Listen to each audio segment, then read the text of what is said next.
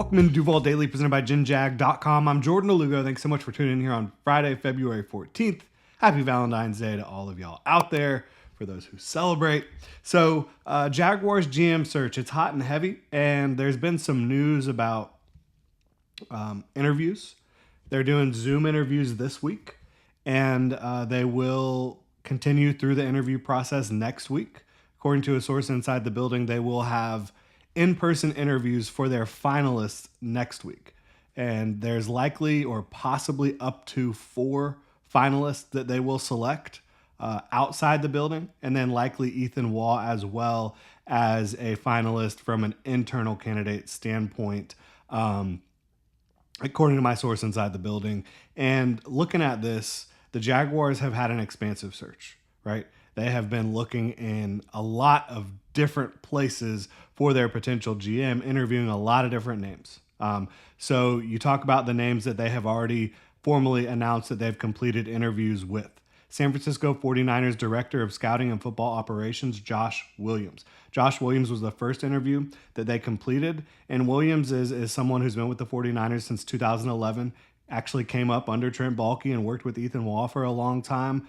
You would hope that he doesn't have the same kind of dogmatic views on arm length, and maybe be a little bit more open and transparent when it comes to how he operates within the building. If he is, in fact, one of the finalists or someone the Jaguars are really eyeing to potentially be their general manager, right? Then you've got Los Angeles Rams Director of Scouting Strategy, James Gladstone, who he's one of the hottest names here. When you look around Twitter, when you think about what the Rams have done, and not only is he the director of scouting strategy, but he also has a role in scouting the players that the Rams pick, and the way they have rebuilt that roster from what they were when they first made the Super Bowl early on with Sean McVay, and then won the Super Bowl, and then now they have completely rebuilt the defense very quickly. They've done it aggressively. They've done it their way. I think James Gladstone is a very sharp candidate and someone who I would be surprised if he's not among the finalists, quite frankly.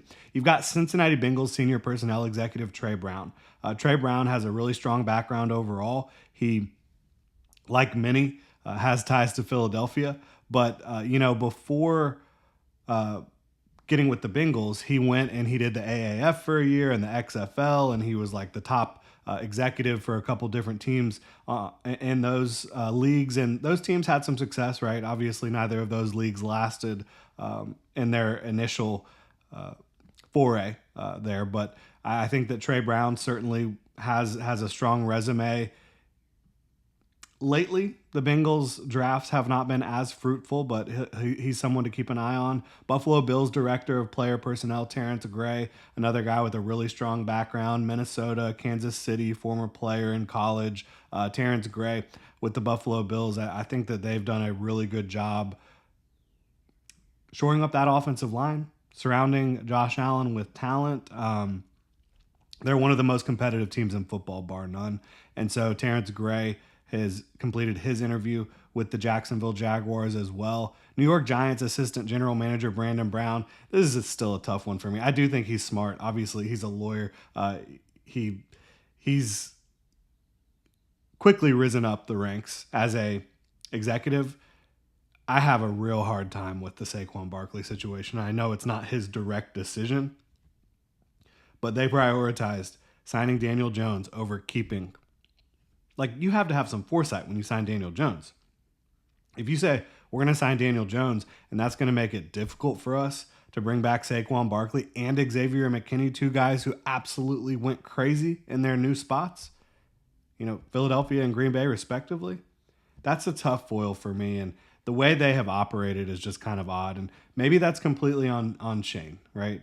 But Brown has been a part of that process, and that scares me a little bit, quite frankly.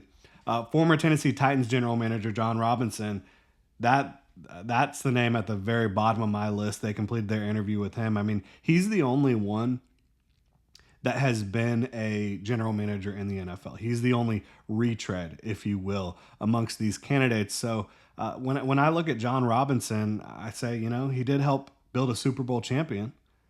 just wasn't one of his teams. He traded A.J. Brown to the Philadelphia Eagles. Unbelievably bad trade. His draft classes in more recent years were really poor. I mean, his first draft class, I think, was pretty incredible. You land Kevin Byard, Derrick Henry, and Jack Conklin. Those three guys in one class is insane. But after that, a lot more misses than hits. And yeah, they had some success. They made an AFC title game. I think that was obviously his draft picks had a big part to play in that. They did. I think Mike Vrabel did as well. So John Robinson, just not where I'd be going. Like anybody who trades away a franchise receiver like that, I don't want anybody like that getting close to Brian Thomas Jr., right? So hopefully he would have learned from that mistake, but again, bottom of my list personally, and that has nothing to do with the person. That just has to do with my feelings on who I think has a resume, a legitimate shot at being the Jaguars GM. I would hope John Robinson, with his resume, is not one of those guys. Los Angeles Chargers assistant general manager Chad Alexander, who I've been a huge fan of for quite some time, before, dating back to even before the Jaguars moved on from Trent Baalke, he was somebody I identified as a candidate who I would be comfortable with. He's worked with the Baltimore Ravens for over 20 years, which is a great foundation. And then he worked for the Jets under Joe Douglas there. Obviously, they had struggles getting the quarterback position right, but they did a lot else right. Like from a drafting standpoint, they built really competitive rosters. And I think that Joe Douglas, again, outside of missing on quarterback, did a good job. And I think that's someone that was good to be around. And then the Chargers knocked this offseason out of the park and surrounded Herbert with more talent. They need to continue to do so. They got the defense going in the right direction from a talent perspective as well. They hit on a lot of guys. And so you talk about Chad Alexander, and he talks about genuine transparency as the culture. I think that really fits with what Tony Baselli, what Liam Cohen are kind of preaching. And so he's somebody I'm really interested in. And then they have several other interviews that they're going to get through today as well. But and Ian Cunningham is one of them, the Chicago Bears assistant GM. He's one of the guys that a lot of people are excited about. I would say from a general consensus standpoint, it looks like most people are in favor of either Ian Cunningham or James Gladstone. I would say my top three is Cunningham, Gladstone, and Chad Alexander in no specific order. I really like all three of them. Maybe James Gladstone would be at the top. He is super sharp, but I like all three of those candidates quite a bit. And then also, again, the Jaguars will be interviewing Ethan Waugh, and he probably will also get an in-person interview next week. Source inside the building said the Jaguars are looking to wrap up the interviews next Friday in all likelihood, and you'll get an announcement shortly after that. That is the plan within the Jaguars organization right now. Really appreciate y'all tuning in. If you enjoy the content, please like and subscribe. Y'all have a good one.